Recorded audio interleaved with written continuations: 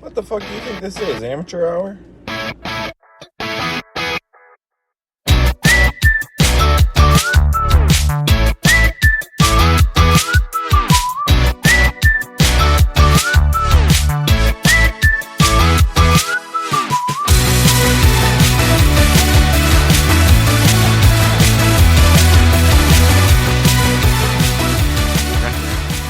There we go. All right. Welcome to the very first episode of the Hanging Loose podcast. The only podcast unaccounted for during the January 6th riots. Hosted by Spiiciiboii and me and Papa Wolf. No, not Papa Wolf. You're here. He's just here for I'm Papa Wolf. Yeah. I'm here for a day. I'm a host for a day. We'll count. Your host for a day. Yeah. Do you already regret being here? That's too personal of a question. Let's Too move on to the personal next one. question. All right.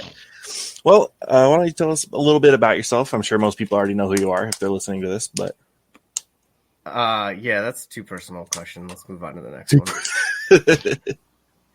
Nah, Spicy put me up to that to answer too personal for the first couple. I was like, bro, no matter what he asks you, just make sure you good. say it's too personal. It's And good. I didn't talk about it. Yeah, you guys looked tense before we got on air, quote unquote. So I'm just here to help relieve that in the most professional way I can relieve that for you. Whatever you need. Yeah.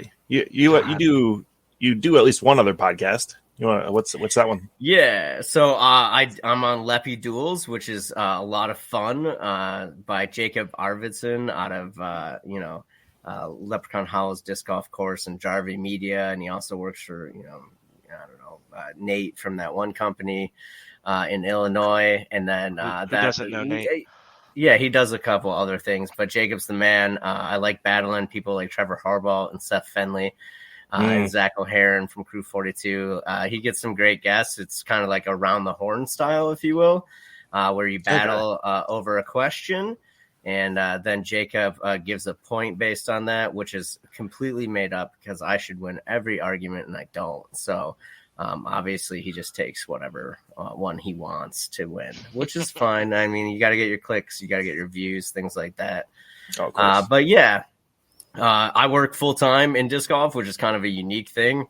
I work for Great Lakes Disc, which is the Midwest's premier disc golf store and premier event running company, if you will. And I just made both those stats up, but since I said it, they're right. Premier is not a quantifier, technically. No. Right, No. exactly. You can just claim you have the world's best pizza. So, I mean... Right. Yeah. Or the best cup of coffee or whatever. Yeah, so absolutely. we are the best disc golf company in the world, mainly because we have premier customer service, mainly by me. No, but seriously, I have a blast. I'm blessed. I get to work in disc golf today. I did, I think, 22 either video or in-person interviews for our team next year. Ooh.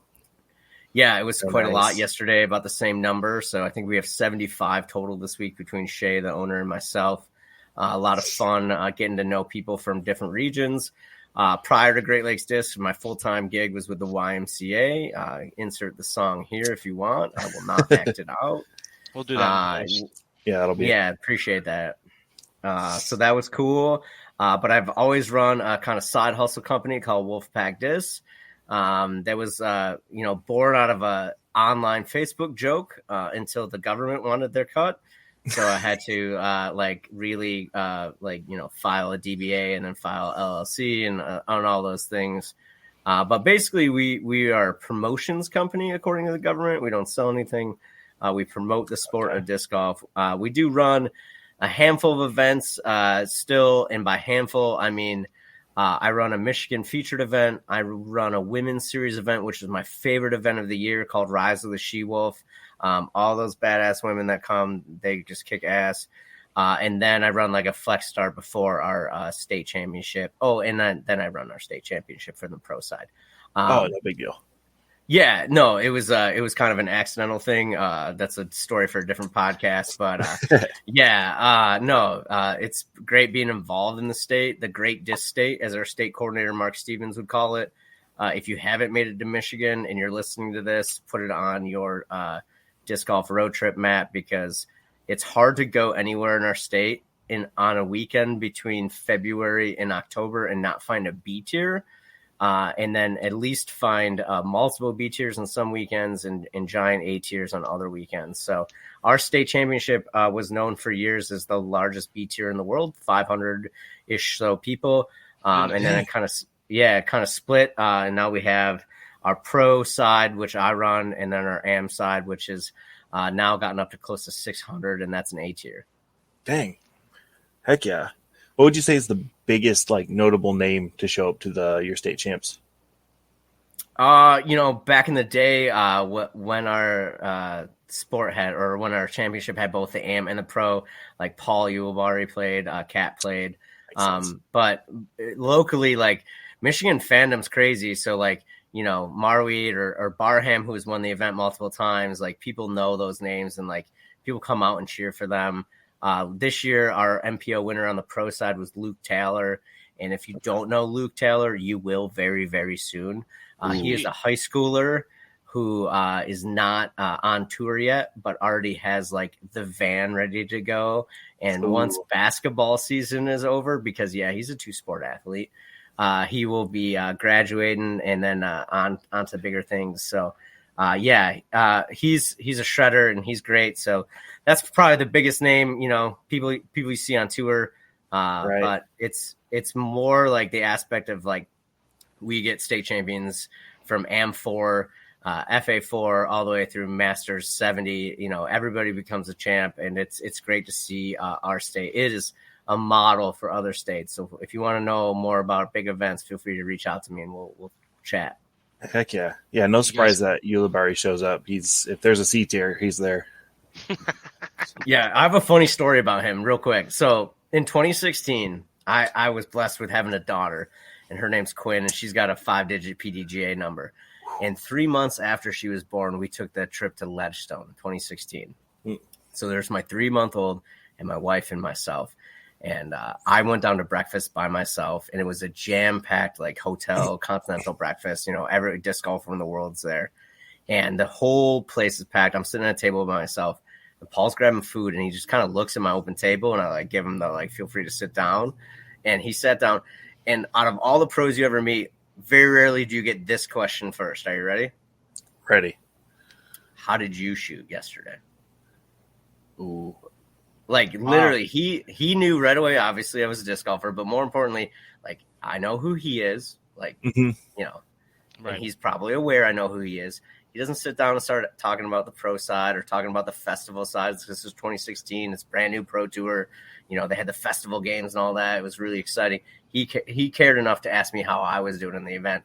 And that struck, that was one of those things where all right, I'm always going to be a fan of that guy no matter what. That guy is a human first, a disc golfer second. Heck yeah. Yeah, he strikes me as a very down-to-earth guy. That's cool to hear. Yeah, he probably doesn't even remember that. It's it goes to show you, you never know, the simple. Maybe he does. I don't know, but it goes to show you the small interactions, the random interactions you have with people. Mm-hmm. You never know what that's going to create. You know what I mean? Absolutely. Heck yeah. Well, I suppose that leads to the next question I had. What was the last event you played? I mean, the podcast is supposed to be for amateur disc golfers, so I hope you play. Yeah. So the last unsanctioned event I played was a 32-team match play event. It is an invitation-only event that's run for many, many years. I wouldn't say it's secretive, but it's hard to get into. We'll say that much. It's called the Mustard Cup in Michigan, and many people wish they got to play in that event. So that was the last unsanctioned event I played, and I believe the last sanctioned event I played was Ledgestone all the way back in August. I just, I'm more on the TD side than I am on the player side, even though I do have, I think, 190 PDGA events played, something like that. So I'm a true amateur. I care so much that I've donated thousands and thousands of dollars to other people. That's how much I care about disc golf. For sure. You played at the Memorial too, right? You weren't just down here to sport. Yeah. Yeah. So I do get blessed with the opportunity to travel a little bit, whether that's for work or for fun. And I have a great friend named Adam that lives in Phoenix. So I've got to play the Memorial a handful of times where I met the Spiiciiboii himself. I went to bingo at his bar. It was 10-10, highly recommend. If you're in the Phoenix area, look up his bar for the bingo. I won once, which was fun. There's a wheel that's spun. There's loud music. There's relatively good prices. I think the food was good, but I don't remember it because I had to go out and film a different podcast in the middle of the parking of lot. The one you were just telling me about, the around the horn one. You're like, it's kind of like around the horn, but I have to do it. I was like, all right. Yeah, I was like, I gotta go sit in the car and put the dome light on or something, and I filmed the podcast. But I did win that week, so let the record show. Yeah. So like I've gotten to play Memorial, gotten to play Ledgestone, some of the other like older events like Bowling Green AMs, which doesn't exist anymore. But back in like 2013, 14, that was like a 600-700 person event. So that was really unique at the time for me to go and play in a field of 144 people. Like I've never heard of that. Like, let's go come in last. It's great.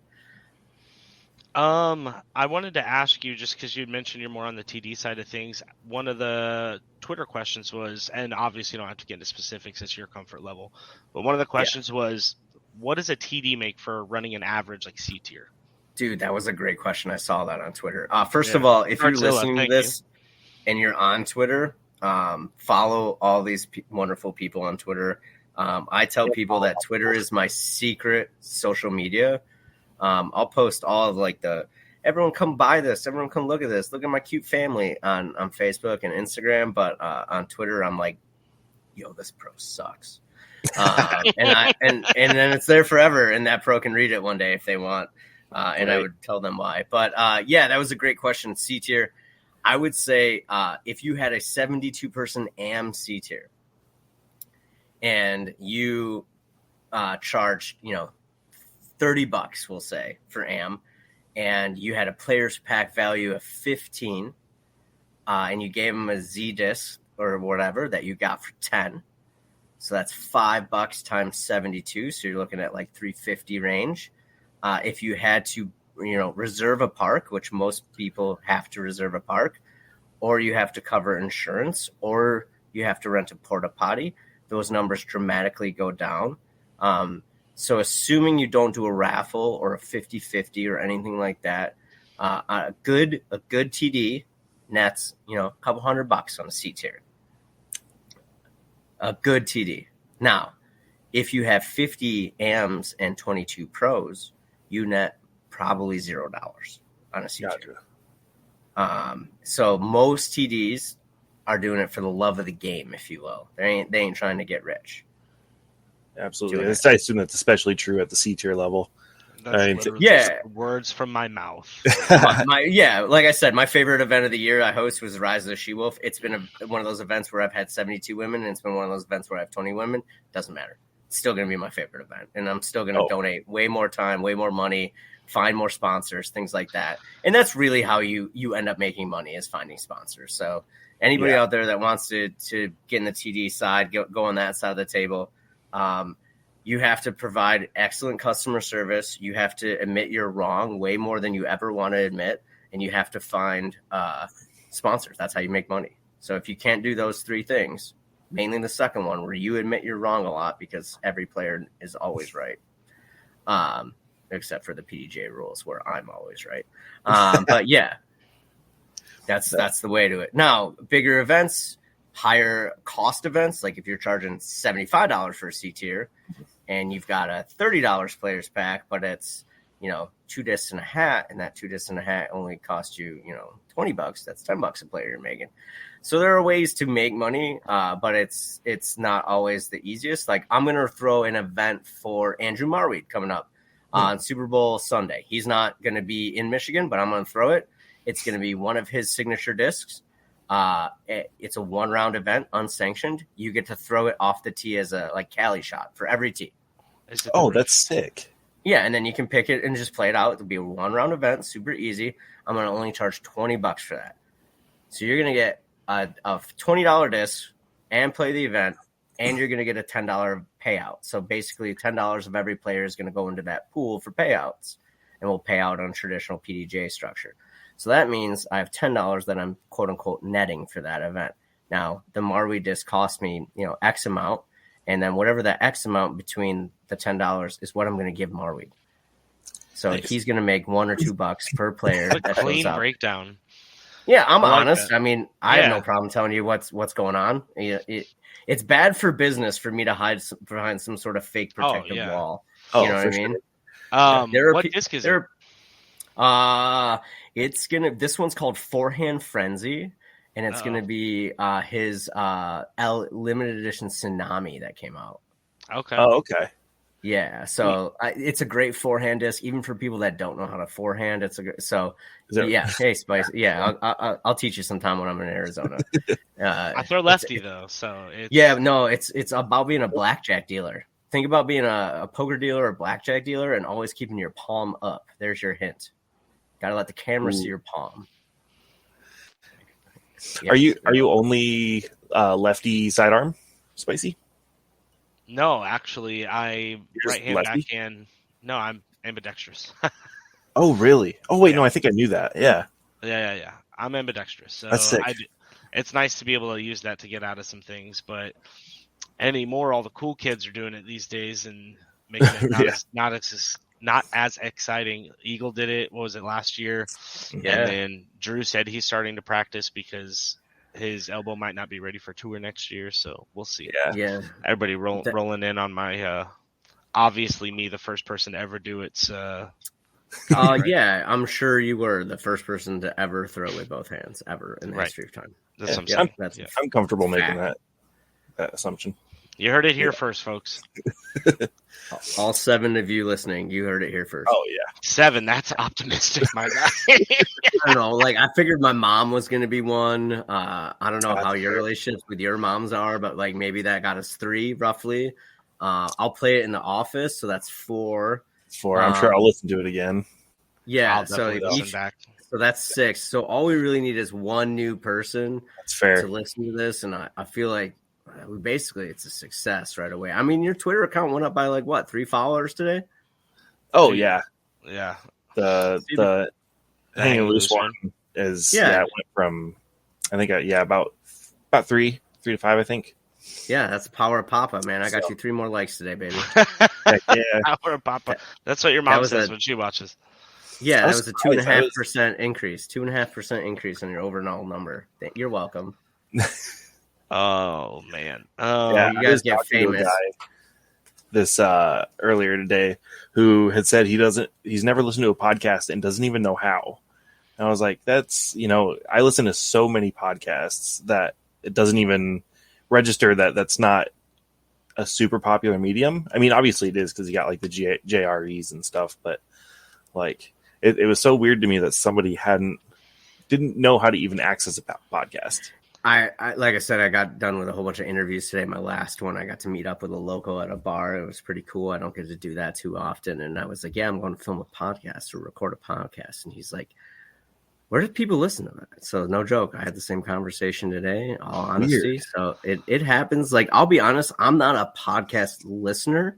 I listen to music in the car, specifically music of certain genres, gets me going, things like that. But when I get to the shop, I'll tell you what I listen to later. When I get to the shop, I put on I like Nick and Matt. I like Terry. I like Smashbox. I don't mind having the YouTube related podcast, if you will, on the TV, because then people can watch or listen, but it's always on in the background when I'm making packages, things like that.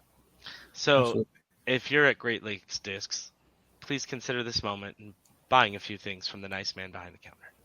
Thank you. Yeah, Great Lakes Disc. You can go to www.greatlakesdisc.com. There's no S after disc because we only have one for sale. And by one, we actually mean 40,000 roughly. And if you use the code Papa Wolf, no space, you get 10% off. And if this podcast gets to 5, episodes, maybe we'll make this podcast have its own promo code too. We'll work out some sort of sponsorship. Oh, 5 episodes. And why I say 5 because I've been the 4th guest on podcasts that never made a 5th. So good luck, guys. Hope it works out for you. Oh man, well, hopefully that's not a curse. I have so many stories to tell. At least 5 episodes worth. At least 5 episodes. There you go. That's all we need, right? Heck yeah. What do we want to tackle some Twitter questions? Sure. I'm down. All right. I love Twitter questions. Let's see. Combine a company's plastic lineup with another company's mold lineup, I'm assuming is what they meant. They said disc. What would the best combination be? That's from @ButterDiscGolf. I really like that question.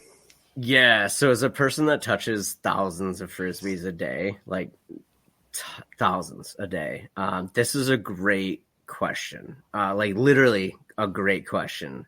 And this is going to surprise you, but obviously I'm going to keep Discraft molds.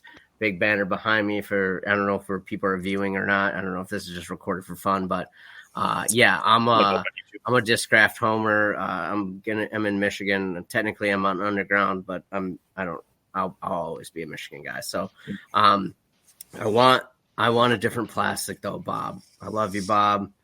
You're my friend. I care about you and the success of the company. If you look at Latitude's lineup of baseline plastics, there is such a large variety. And in the state of Michigan, where one day it could be, 80 and humid, and the next day it could be 40 and dry, you need different baseline putters. You need different baseline approach discs. You even might need different baseline mid-ranges. I think sales end would be wonderful as well. I think it's an easy sale, but like I love the BT hard for real sticky days. I think that's a great texture. I love the new Supreme line Judge from Trilogy as well. Like it's got a different feeling for lower humidity, if you will. Spicy, I'm sure you love that where you are, where there's like the absence of water. Things unless like I'm that. throwing. Yeah, well, that makes sense based on the courses you play. But yeah, so I would take like the Trilogy lineup of putter blend plastics, the swirls, the bursts, the blends, the hards, the softs, the mediums, and I'd put them in all of the challengers I've ever needed ever in my life and all of the zones I ever needed in my life, just to have that pure option. And mainly the zone. Like I'm a firm believer that if you throw an approach disc, it should be a baseline approach disc and it should be super overstable no matter what brand you throw. So it should be your backhand disc, at least. Your forehand disc can be, Z-line or whatever. But your backhand disc should be definitely overstable and baseline so it can grab that ground and settle faster. So that's what I would mix up. That was a great question. I saw that come up. I think I hearted it. I was hoping you were going to ask that one. A zero medium zone would be dope. I lost audio. Uh-oh. Can you hear me? We can still hear you, though, Kyle. Spicy. Can you hear us? Spicy. Wink twice if you can hear us. He's not winking. What happened? Spicy. Is your battery dead? Hold on. We should go to the chat. See if I can leave and rejoin. Let's solve this. All right. He'll be back. Is the battery dead? All right. In the meantime, ask me a different question while Kyle's out and about. Okay. Let's see here. Describe your dream par 5. Listen. That question is from Mean Dean. Mean Dean. Mean Dean. I firmly believe that a par 5 should have some sort of OB in it. So I'm going to preface that. And then I'm going to lead into, I'm a woods golfer before I'm an open golfer. Mm-hmm. Like, you can beat me on any course that's open, even if you're an Am4. You can probably beat me. I don't have the distance. I don't have the D, if you will. But I do have accuracy, especially in the woods. And the first course I ever played was called Hollywoods. It's a tight course up in Flint area of Michigan. And so I learned to throw cutting lines through there, and that was a big thing for me. So my ideal par 5 is, put it at, 1,000 feet or whatever. I don't care the distance, but it's 2 tunnel shot drives. Okay. Don't care how far that is for you or for, whatever layout, FPO, MA1, FA40, whatever you got to do to drive twice with a driver, not a buzz, a driver through thick woods. I'm talking like 12, 15 foot fairway. Ooh. So if you miss, you are effed, all right? You're sixing this, 8ing it. I don't care, all right? 2 clean drives. So now you're like 300 out, shooting your third shot. All right, maybe you're 280, something in that range. Is this the par 5? Is that what I'm missing? Yeah. we're You left, you question. came back. We're blessed to have you. Thanks, Dad. Yeah, anytime, son. I'm here to help. So I want like a 280 foot for MPO. We'll put this at MPO. I want a 280 foot water carry to end onto a 30 foot wide green. Wow. Like island or just the green is 30 feet? No, like an island. Like I want it to be super hard. I want whatever the hole at Dynamic Disc Open is, where everyone's like, "Ooh, that's such a tough green," where they got to throw over water. Yeah, I want it to be harder than that. Also, Dang. like the really like inner like turd in me is like I want it to be straight wall deep, like 40 feet, so they're not getting it back, like ever, like ever. Like I want like Attica walls. That's a jail reference, by the way. Like I want like that type of deep. Like you ain't gonna get it back. So, haha. Sorry, your favorite putter just died. So like I want that landing zone, and then I want to change the PGA rules to stroke and distance. And like if you miss option 1, you got to go to the 180 pad, and if you don't make it at 180, you go to the 150 pad, and if you don't make it at 150, you go to the 100 pad. Ooh, teardrop zones. Finally, there's like a 60-foot pad that's like, if you can't make this, you shouldn't have played the hole. And more importantly, like I want that sign on the hole, like quote Papa Wolf. If you're here, you shouldn't have played the hole. There's a plaque in the water behind the basket that just says you're bad. Like, love Papa Wolf. Like, you suck. Because like I firmly believe like we have so many like amazing course designers, amazing properties, and like we're getting to the point where like it's about to bubble up, and the courses that we love, like the memorial courses, they're not going to be as popular anymore because we're seeing other things come up and bigger and better and all that. Blah.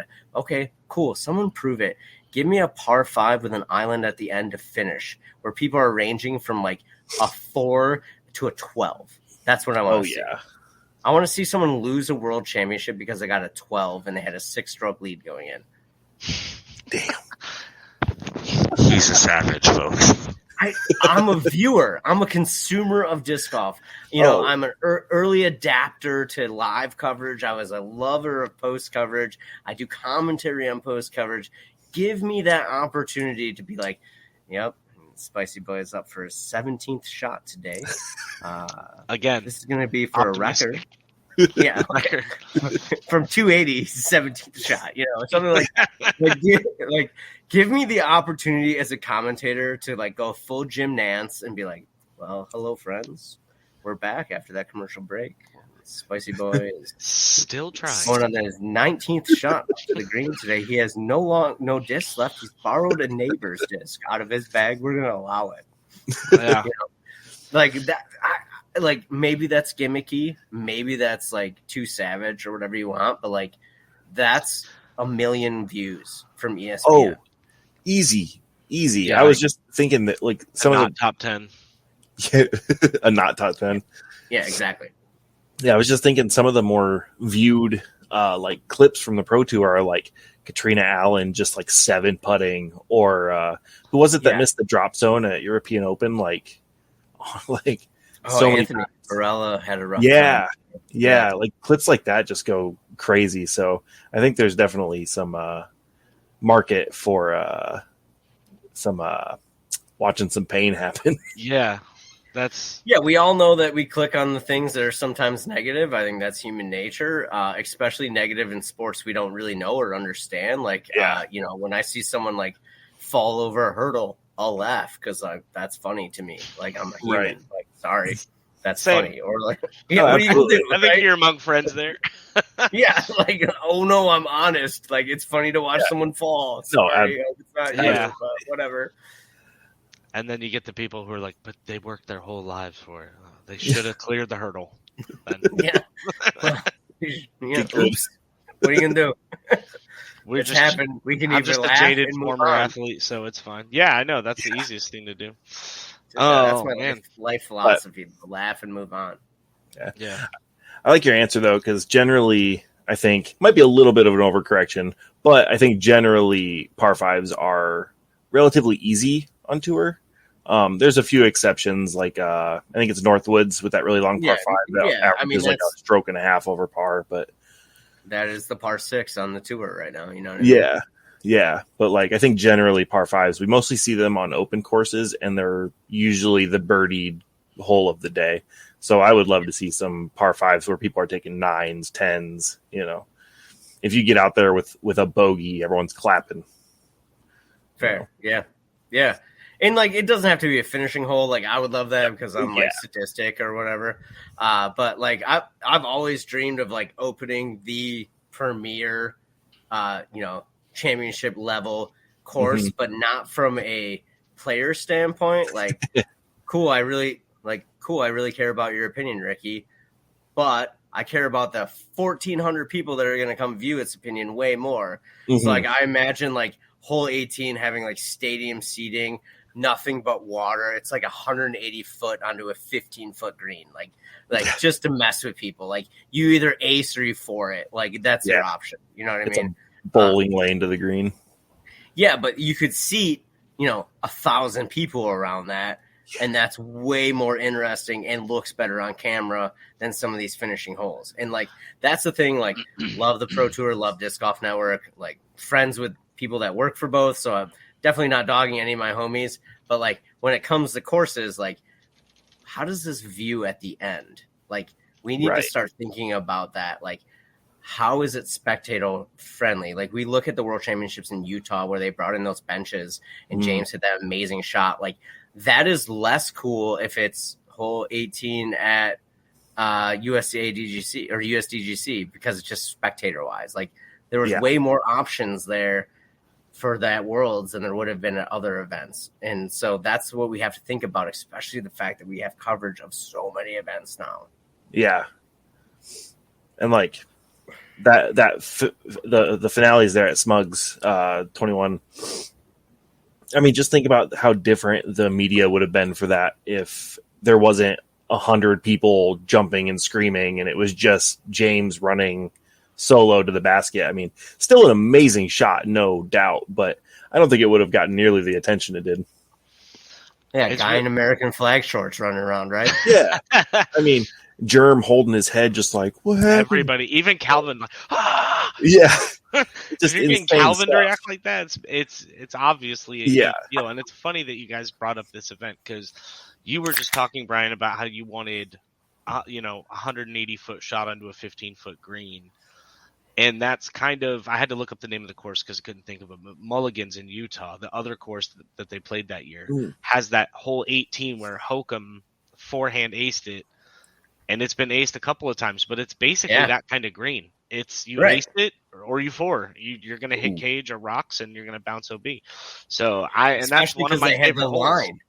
They had the line like 3 feet short of the barrier, the advertisements or whatever that Paragon probably made. Shout out Paragon. So all those people that like thought they landed soft and had that like little rollback, like ended up out of bounds and had to go to drop zone 2. Like, it was great on camera. Like, I could imagine like, wow, what a trip it would be to sit there and watch, 200 shots coming over a day. Like, how great would that have been from a spectator standpoint to like feel that energy and stuff like that. So, stuff that we think about, Yeah. As soon as you said it, I was like, I know exactly the hole he's talking about. And it's genuinely one of my favorite holes to watch ace runs on for that reason. It's either you better be perfect or you're fucked. Or you're done for it. It's like, what is it, hole 8 at Maple Hill or whatever? Yeah. Yeah. It's one of those like styles, like, you got to do it. If you don't do it, you're going to for it. Like, go up. Yeah. Yeah. Holes like that where you have to commit. I think we need a lot more of those as well. Like, needs to, because you can't be scared on hole 8 Maple Hill, right? No. Like, any sort of hesitation. I'm an AM. Who knows? I mean, true. For I probably couldn't. You know what I mean? I probably couldn't clear it, to be fair. So, is it over 285? Because maybe I can. Maybe I can't. I'm not sure how far it is. Day. But yeah.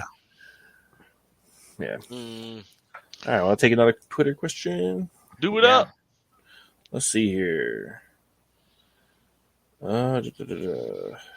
Favorite disc you don't throw, from R. Valentino. That is a solid question, and I have a weird response. So like, it's easy for me to be like, I don't throw the Zeus or I don't throw the Onyx because they're super overstable, and I'm don't throw like that. And like say a disc from obviously the company that supports me and I support. But I'm gonna go out on a limb here, and I'm gonna go with a company that no one would ever guess comes out of my mouth, and that's Prodigy. Prodigy. So I'm not going to say I've dogged Prodigy in the past, but I've at least not been supportive of Prodigy. I'll say that much. But now working in the store, you get to feel things, you get to see things, you get to feel how other people play. I'm playing with a much wider base of players nowadays. Like, everyone from like, I just picked up a disc and will you teach me, to I'm a touring pro and I'm going to whoop your ass. But I have to give Prodigy massive credit for the PA3 and specifically the NHL PA3s. One, I am a huge hockey fan, and by huge I mean I'll put it on if I happen to notice, but that's a lot for me. I love the sport of hockey. I love the tradition of hockey. So I thought that was super huge of Prodigy to kind of partner with the NHL. But the PA3 feels, keyword because I've never thrown it, feels like a disc that would be a great putter for me. It has a little bit of stability, a little bit of overstability at the finish, has a little bit of a bead.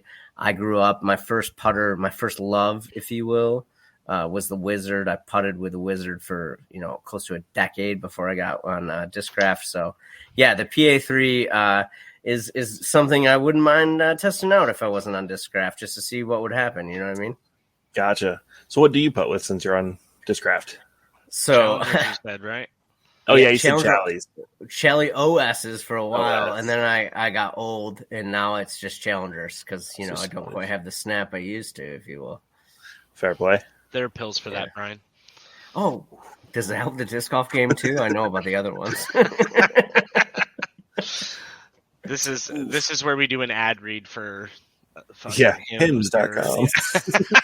I was gonna go with Cialis. It's the first one I could think of. I don't know. Hims.com. Only one you're subscribed to. We should all answer this question. Favorite that disc one's free Hims. Yeah, right. Favorite disc you don't throw. Yeah, what's the disc you don't throw? Somebody made this for me. Oh. And it's such a good looking disc. It's the San Diego Skyline, which is where I'm from, and then obviously Spiiciiboii. And then this my dog that passed away in June. So she handed this to me while I was about to host trivia. I was like, hey, fuck off. You get really, really sad about it. But it's just a bottom stamp Wraith. But it's my favorite one. And I asked her to design it so I could throw it. And then she handed this to me. And I was like, I obviously can't. Yeah, you can't throw that. Right. That's fair. What about you, Caleb? I don't have a massive collection. If I don't vibe with the disc, I tend to just give it away to somebody. So if I had to pick, I have my Star Leopard in my bag. My first Ace disc, but it's my bag captain where it's in my bag, but it never gets thrown. So if I had to answer, it's probably that one. It's just in there for moral support, kind of. But yeah, I'd have to say that one. And I aced it on a 136-foot hole with a Star Leopard. I threw a Star Leopard. So I fucking love that. That's amazing. That's always like the ace I was talking about getting with the Hurricane earlier. It's like 180-foot hole, and that's like a 12 speed fucking murder disc. Listen, and no one is judging. No one is judging. If they are, they've never had fun before. No one's throwing a destroyer on a 150-foot hole. Come on now. I love it. I'm pretty damn accurate with the skip shots. So you can go 150 feet with a destroyer. That's impressive. Oh no! I mean, unless it's been like chewed on by my dog. No chance. What's the fastest? Hey, can I ask a question mid-question? Yeah, absolutely. So obviously this is the first ever of your podcast, and at this point, if anyone is still listening, I'm impressed, and I really thank them. Where is this podcast going to be released? Just so I know. Oh. Everywhere. What Spicy said. Yeah. I have no idea what the fuck you just said. It's a bad Cleveland impression. Everywhere, I think he said, right? Yeah. So Apple and Google have sort of like a wait period. They have to approve you. But I have a RSS feed ready to go whenever they do that, and it'll go everywhere. And since we're doing face cams, probably YouTube as well. Okay, so that was the key thing that I was questioning was the YouTube portion. Great, I'm glad we're recording. Now that I know that my face is being recorded too, I hope so. I'm a guest on your podcast. We should do a giveaway of my shit. Oh, heck yeah. And this is your first ever podcast, is that correct? This is not authorized. Okay. Well, then I won't do it, Spicy. I'll just sit here and wait for you to give me a dumb question. Go ahead. No, what do we give? Yeah, here's my question. What are we giving away? Yeah, absolutely. Good spin, you motherfucker. Like, how are you going to get people to listen? Like, what if we do a good giveaway? Like a good? Like a good one? Like, how good do you want to do? How bad do you want people to come listen to us yammer? I don't know. I want it pretty bad. You want it bad? Yeah. All right. All right. Yeah. Spicy, you owe me dinner when I'm in Arizona next. Yes, Papa. Daddy. Hey, how about this unthrown foreclaw? Holy shit. I'm going to enter with my burner account on Twitter. Right. Sure. Let me just see this real quick. It's got to be, you got to go to the YouTube. So I'm forcing you to release this and make a YouTube channel. Can do. So that they can see this beautiful thing. Look at that. It is, to my knowledge, unthrown, and it is also penned, which is unique for this run. So instead of getting, $250, $300 that I could on one of the collector's site, I'm donating this to the people that watch this YouTube video or listen and then come to YouTube. So obviously you have to like and subscribe, and I will come in and personally look at the people that like it. So if you're not liked and subscribed, you're not going to get shit. And we'll do my classic giveaway. Please comment your favorite dinosaur. And then I saw that was one of the questions you posed. What is your favorite dinosaur? It's so easy to talk about, and it's even more important to tell everyone why the Ankylosaurus is the supreme dinosaur, and whatever you picked is wrong. Mm-hmm. Yeah, because it's got a club tail, it's an herbivore, it can survive the longest, and really has very few predators. Kind of like me. Yeah, that reminds me, I have to make fun of Ben Oship real quick. Get good, scrub. Oh, well, sorry to hear that. You're welcome for that personal shout out, Ben. The bill is in the mail. Yep. Yeah, so I'll ship that purple. It was a 4-claw. What zone? It's a good one. It's not. I'm not passing an Undertaker on you guys. It's a 4-claw zone, and it's unthrown to my knowledge. It has Paul Macbeth's name on it, and it's going to be given away based on people's comments between whenever this is released, and we'll say December 15th, which gives you like 2 weeks to listen and find us through promotion or whatever, however you find this, because I'm a gracious guest. And in honor of being a gracious guest, we'll do a second giveaway. Oh, man. Just so y'all know, this is the first time I've ever spoken to Caleb verbally. We've only ever texted. Yeah, that's romantic. Hey, his eyes. Yeah. Have you seen him? Second, we had no idea Brian was going to be doing any giveaways. Make sure y'all thank him. Buy things. I took over this podcast. He sure did. Well, move on. Well, the second giveaway, we'll do a Wolfpack Disc, what I called Irish-style baseball camp, and we'll put that in there. And you know what? Because I believe in the rule of 3, we'll do a Wolfpack Disc coffee cup as well for third place. I'll cover the shipping. So listen, guys, I really set your podcast up to not suck. No pressure. No pressure. Yeah. You knew what you signed up for. So thank you so much, man. Yeah, really, that's super generous of you. That's fun. So How much more time you got, Brian? Are we? Yeah. Are you ours for tonight, or you want to finish those pretzel bites in a not public setting? Bro, I'm good. Okay. Keep going until the wife comes down and tells me it's bedtime. I'm good. Same. I do have one segment for this show prepared, besides just random questions from whatever. Yeah, let's do it. So, all right. So the idea here is I'm going to throw rapid fire questions at you. Oh Lord. Okay. You have to answer. You don't have to answer them correctly, but answer as many as you can. And you'll be setting So it's speed versus quality. Yes. So you got to answer as many as you can, and you'll be setting the placeholder on the leaderboard. Maybe first place for a long time. So no matter what, champion. I'm a champion for the first time. Yes. I can answer 0 things correctly or as slow as I want because I'm already a champion. Correct. So we're going to run it for... Please ruin the segment immediately. Yeah. You're welcome. Don't ever be back. All right. We think in 30 seconds? This is not my podcast. You tell me what to do. We'll do 30 seconds starting now. All right. What's your favorite PDGA rule? The foot fault rule. Big fork or little fork? Always a small, baby.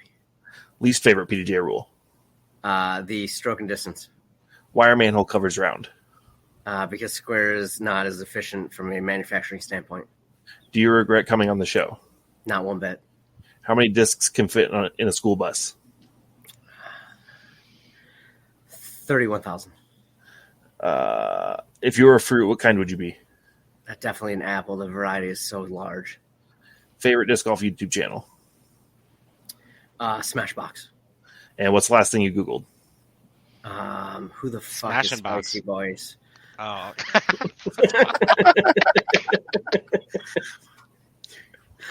No, in all seriousness, I think I still have it up. I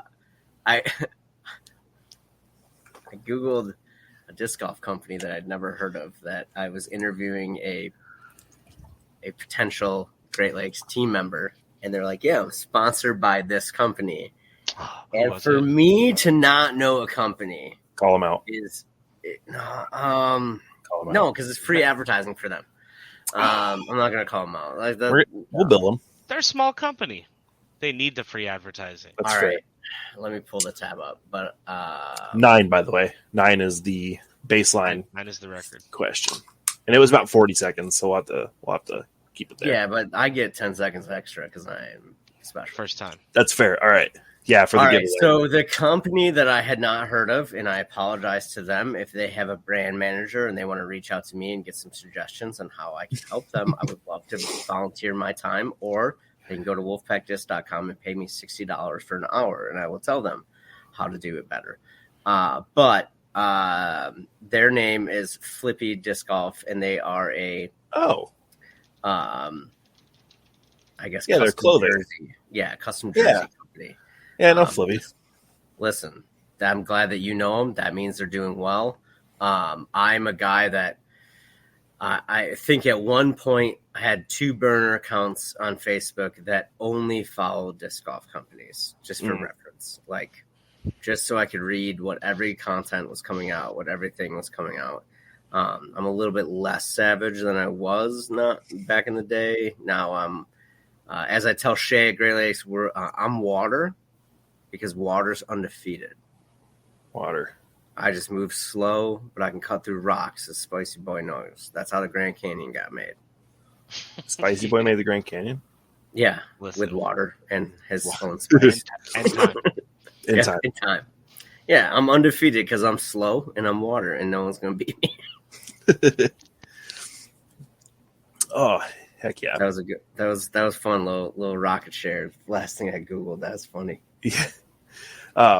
Yeah. So like Flippy, I'm pretty sure they're like VII, which they're kind of more of a popular clothing brand within disc golf. But yeah, so we'll just cut this whole segment because they don't need the free advertising. But or we can talk about how like 90% of these people are just and I don't know Flippy, so this isn't an attack on Flippy. No offense to them. If this is their business practice, I'm sorry, but there's a lot of companies out there that are like, yeah, I'm Spiiciiboii clothing, and I make sweet custom jerseys, and I charge you $45 for them.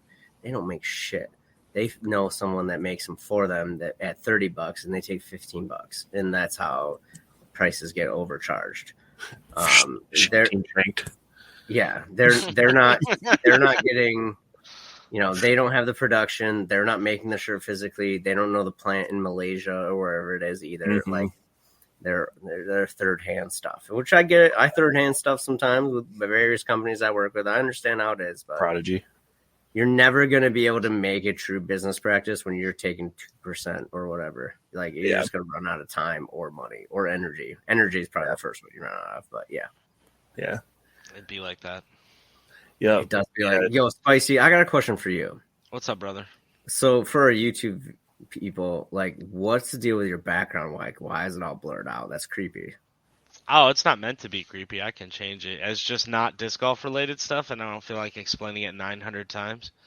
All right. Well, then when I'm on, don't keep it blurred, because this just makes me feel like you've got like dongs or something in the background. We need that as a patch right now. Yeah, that my face. There you go. Yeah, that picture you got there. That needs to be a patch for people's bags right now. Yeah. I'll send you the file. That's an easy $9.99 sale, and there's something that you can mark up, because you get that patch made for $3, but you sell it for $10. That's a normal markup. Like, no one's gonna be mad at that. But when a jersey realistically costs $26, but then you're selling it at $45, so the retailer sells it at $70, no, stop, move on. Yeah, some of the jerseys I see that I buy, it's like I have to wait until I have like room on a credit card because they're so damn expensive. They're so expensive, and it's like, it's a shirt, dude. Yeah. Like, or if we learned anything from the disc golf world this year, that if you see something you want, just wait till Black Friday. Because it's going to be on sale or it's going to be in the mystery box. Just wait. That's what I've learned. Terry Miller has done a wonderful job of like politely calling out companies. So shout out him. His rants today. His rants today were great. I sent him a private message that said, there's a certain company that's sending us a message every 6 hours through SMS. Just so you know. I linked it. I didn't want to link it to, but he knows who, based on the wording again. Mm-hmm. Yeah. I'm sorry, I'm burping up a lot of yingling in the background right now. Sorry for everybody listening. And if you're watching, enjoy. Yeah, audio texture. I'm glad you can't see below my waist. That's actually what I did last year. I really wanted the Lucid Ice Escape and the 10th anniversary box from Dynamic, and I just waited and waited and waited, and eventually I think I asked for it for Christmas, and it got bought at Black Friday for like $0. Embarrassing story real quick about that box. Oh yeah. So tell me about your box, Brian. We obviously bought some of those from Dynamic. We have a great relationship with Dynamic, great people there. I know people there. We didn't really sell a lot of them. We had a few extras. So I debated putting the box inside of a box for Black Friday for mystery. Oh man, people would have shit their brains. I got the box and it didn't quite fit perfectly in there, so I'm like, I'm just gonna open this up and divvy it up amongst its friends. But like, like the things like that where you get, there's 5 discs in there, but there's one you really want. That's tough sometimes. Mm-hmm. I get that as a consumer, and I get that as like a person that has too many frisbees. Like that's why I have racks, of leftovers. Yeah, I just feel like mystery boxes feel like such a gamble. Not the ones from GreatLakesDisc.com. You can use code POPWOLF for 10% off. We've got a $50 option and a $100 option. More importantly, I made them all. But I didn't make all of them because Kyle Klein and Cynthia Ricciotti made some of them for me as well. And I made them sign. Yeah, I made them sign inside of the boxes that they made. I thought that was kind of funny. People. Yeah, no, that's great. Yeah, we were like, come on in, eat Chick-fil-A and build mystery boxes with us, and it was great. So, that's how you lure the kids in with some Chick-fil-A. Yep, free food. Yep. All mystery boxes are a gamble, except for the ones from Great Lake Discs. Great Lake Disc. Guaranteed excellence. Guaranteed only at sell least love. I guarantee love. That's all I can guarantee. One disc because they only have the one. And Yeah, if you buy a Great Lakes disc mystery box, you get a disc because we only have one in stock. Yep. Oh, that's good.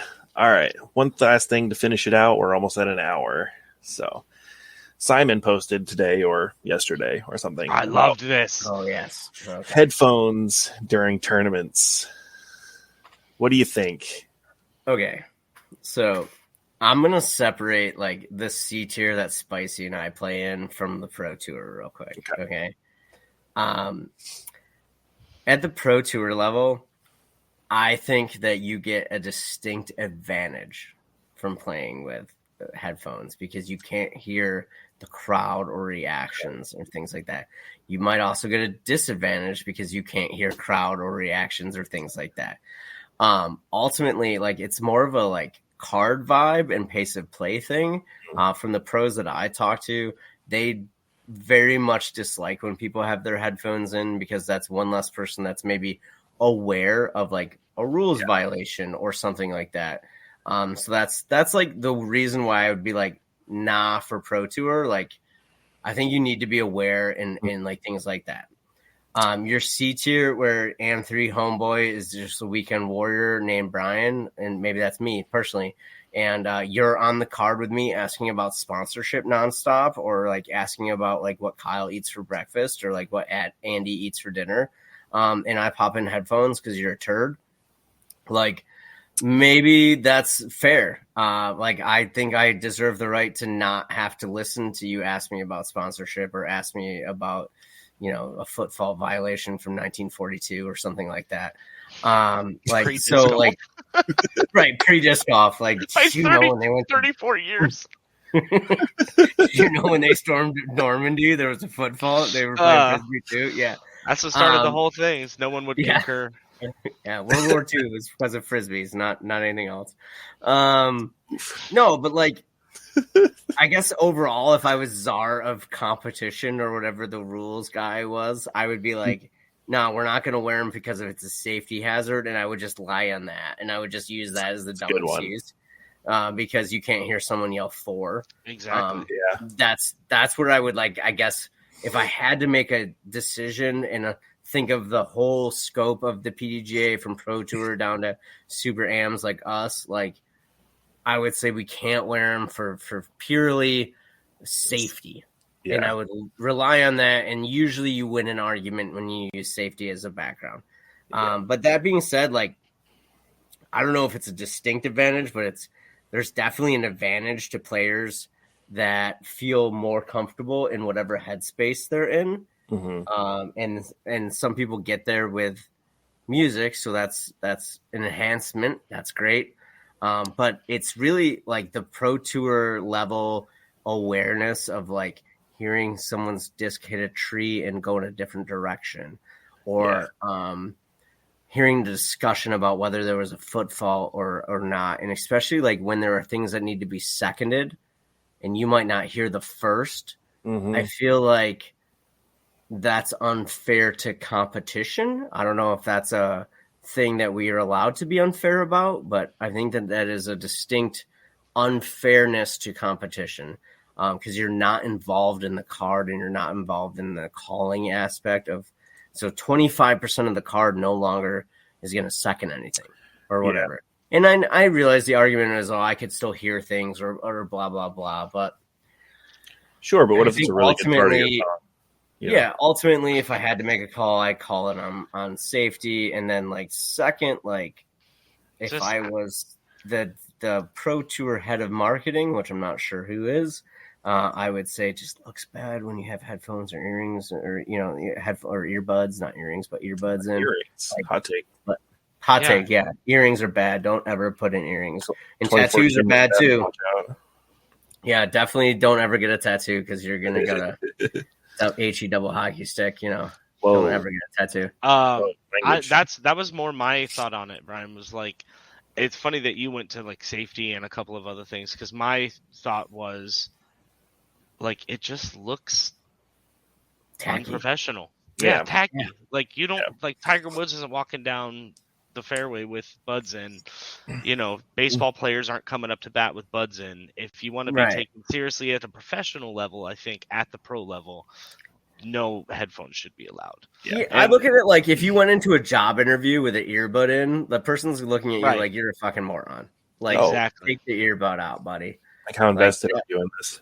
I think that's another. I think it might be an unintended side effect of the rule change where now everyone has to keep score. As people aren't going to want to be taking an earbud out to go, what'd you get every single hole? It's going to be now we all have to pay attention so that we know the scores are accurate and correct. And let me tell you, from somebody who's run starting tents, there's no harder discussion to have with a golfer who's focused and about to tee off than saying, hey, by the way, you need to keep score. They fucking hate it. The pros do, at least. Yeah. And you know what? That everyone's gonna have to move on. It's part of it's part of the sport now. Yeah. Grab your paper card, get on PDJ Live, whatever your choice is, but be an adult, move on. Or don't play our events. Right. Well, I'm always the scorekeeper for my daily group. I have a I can't remember the mold. It's a white dynamic mid, and I put the U-Disc logo on it, but I wrote "you bitch" because that was always me. I was the "you bitch." I don't know how their brand manager would feel about that, but as Great Lakes Disc brand manager, I would tell you that that's more than welcome. We appreciate your honesty here, and feel free to continue to use that. Hey, I love U-Disc. I would be lost without it, and that's a genuine statement. Yep. So, like, here's a hot take or a hot question. I guess it's your podcast, but I'm gonna take me over. Like, you only have $50. Are you renewing your AM PDJ membership, or are you renewing your U-Disc account?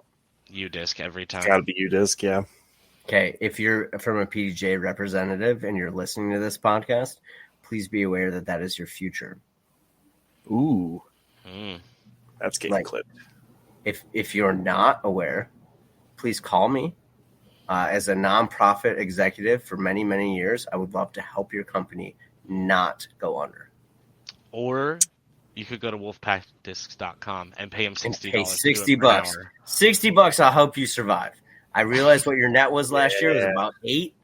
8 was your net. You're not going to get that again. Just focus on that. Be aware. You're going to be down 20% this year. And if you don't believe me, you know who I am. You got TDs, you got major people, marshals that have my personal cell phone number in their phone because they call me at events. Go ahead. Feel free to reach out. I'm here to help you. Amateur podcast, amateur players, real messages. Oh, yeah. Yeah, I don't want our sport to die, and I think there's a space for both the PDJ and U-Disc. But if PDJ is not careful, there's just going to be U-Disc. And that's the reality of the Super Am. Like, I'm well aware of what the guy that's never played a PDGA event is going to do because they come to my store every day and tell me, yeah, this is what I do. I play 120 rounds a year. I buy thousands of dollars worth of plastic. I'm never going to compete, but I am going to pay for U-Disc. Yep. So be aware that is a big swing in our future. In fact, like U-Disc, if you're listening, why don't you have a pro team? Why aren't you sponsoring players more? Yeah, insane. That's a great question. Yeah. I mean, every disc golfer knows what U-Disc is, but I had never really thought about it before. Crazy they don't have a team. Like U-Disc, based on the income that I think you're getting based on mathematics, you're rivaling some manufacturers. Go out there and go after players and just use them as advertisement and never ever worry. Let players like Drew Gibson should be sponsored by U-Disc. Let him have an open bag. There you go. Perfect. Drew Gibson, reach out to U-Disc. You should be the first player. You should be the first player on U-Disc. That'd be crazy.